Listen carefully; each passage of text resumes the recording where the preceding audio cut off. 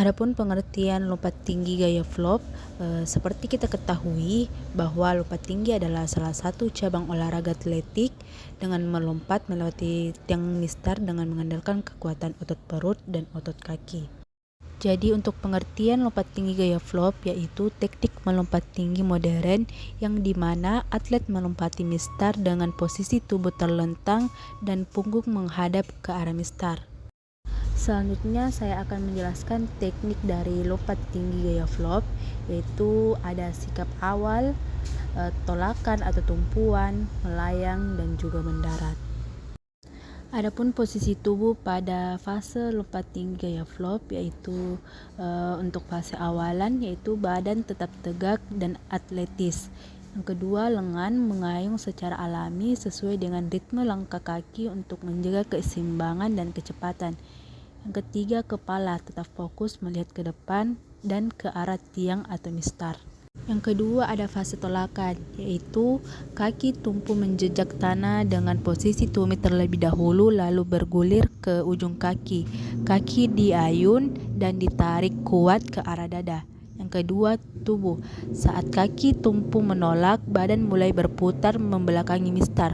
Posisi badan harus tegak lurus ke atas, tidak boleh terlalu miring ke arah mistar saat masih menumpu.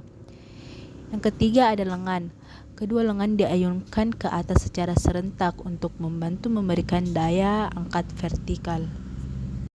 Selanjutnya ada fase melayang, jadi posisi punggung melengkung atau membusur di atas mistar dengan dada menghadap ke langit.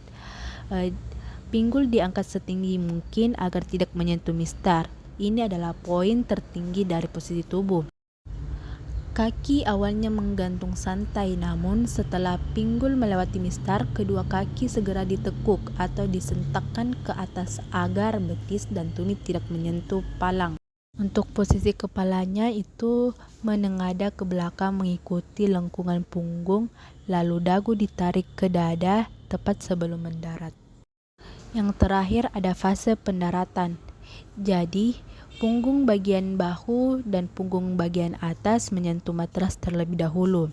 Lengan dibuka agak lebar ke samping untuk membantu menyerap benturan. Kaki tetap dijaga agar tidak menghantam wajah sendiri saat terjadi pantulan di matras.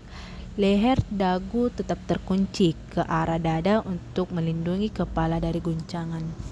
Adapun sudut tumpuan dan kecepatan lari saat melakukan gerakan lompat tinggi gaya flop yaitu untuk kecepatan larinya kecepatan terkontrol, jangan lari secepat mungkin tapi gunakan kecepatan maksimal yang masih bisa Anda kendalikan untuk melompat ke atas. Irama pelan di awal lalu semakin cepat dan bertenaga untuk memasuki tikungan. Selanjutnya yaitu sudut tumpuan. Sudut tumpuan lompatan, arahkan lompatan ke atas dengan sudut sekitar 60-65 derajat. Ini kombinasi ideal agar tubuh naik tinggi tapi tetap punya dorongan ke depan untuk melewati mistar. Adapun kemiringan badan. Jadi saat menumpu badan harus condong menjauhi mistar sekitar 10-20 derajat untuk melawan gaya sentrifugal dari lari melengkung tadi. Adapun prinsip biomekanika pada gaya flop yaitu dari pusat massa di bawah mistar. Ini adalah keunggulan utama gaya flop dengan melengkungkan punggung saat di atas palang atau titik berat. Tubuh atau pusat massa sebenarnya bisa lewat di bawah atau tepat di tingkat mistar. Sementara bagian tubuh Anda melewati bagian atas, artinya Anda perlu melompat setinggi mistar itu sendiri. Yang kedua ada koferensi momentum. Jadi kecepatan lari horizontal dari awalan yaitu berbentuk J diubah menjadi kecepatan vertikal saat tolakan. Lari melengkung menciptakan gaya sentrifugal yang membantu tubuh Anda berputar secara otomatis di udara tanpa perlu banyak tenaga tambahan untuk memutar badan. Selanjutnya ada hukum aksi atau reaksi. Saat kaki tumpuh menghentak tanah, kaki lainnya diayunkan ke atas dengan cepat. Gerakan ayunan lutut yang mendadak berhenti di titik tertinggi akan mentransfer momentum ke seluruh tubuh, sehingga tubuh akan terdorong lebih tinggi ke atas. Baik, adapun kesimpulan dari materi kali ini yaitu kelebihan dan kekurangan. Jadi untuk kelebihan teknik lompat gaya flop yaitu efisiensi tinggi, memungkinkan tubuh melewati mistar meskipun pusat massa atau titik berat atlet berada di bawah mistar. Ini membuat lompatan terasa lebih ringan. Yang kedua ada kecepatan maksimal. Jadi awanan lari melengkung atau berbentuk huruf J memberikan momentum horizontal yang besar untuk diubah menjadi gaya angkat vertikal yang kuat. Selanjutnya ada potensi tinggi.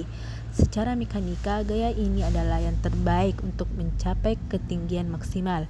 Itulah sebabnya semua rekor dunia saat ini menggunakan gaya flop. Yang terakhir, pendaratan aman. Jadi dengan teknik yang benar, pendaratan pada punggung di atas matras busa sangat aman. Dan selanjutnya ada kekurangan. Jadi untuk kekurangannya itu yaitu tekniknya yang rumit, jadi memerlukan koordinasi yang sangat presisi. Salah sedikit pada sudut tumpuan atau lengkungan punggung bisa membuat mistar jatuh. Yang kedua ada harus mempunyai fasilitas yang khusus. Jadi wajib menggunakan matras busa tebal, tidak bisa dilakukan di bak pasir karena pendaratan punggung sangat berbahaya jika alasnya keras. Yang ketiga ada risiko cedera leher.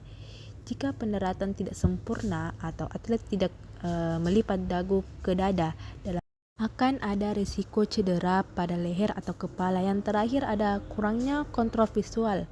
Karena melompat dengan membelakangi mistar, atlet tidak bisa melihat mistar saat berada di titik tertinggi, sehingga harus mengandalkan insting atau memori gerak. Mungkin itu saja yang dapat saya jelaskan.